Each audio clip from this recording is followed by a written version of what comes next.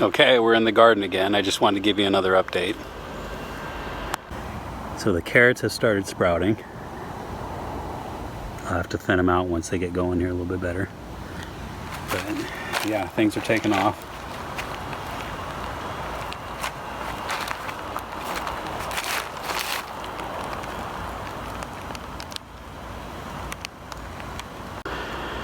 Yeah, and I'm sad to say, but I may not be able to do many more videos like this. It's getting pretty difficult.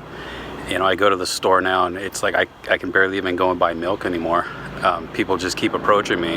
You know, when you got stuff like this going on, you know, it's like, oh, it's the garden guy, you know, and people run up and it's like he puts water in dirt and food comes out. And, you know, I don't know. I'm not sure what I'm going to do. I may have to hire security. I don't know.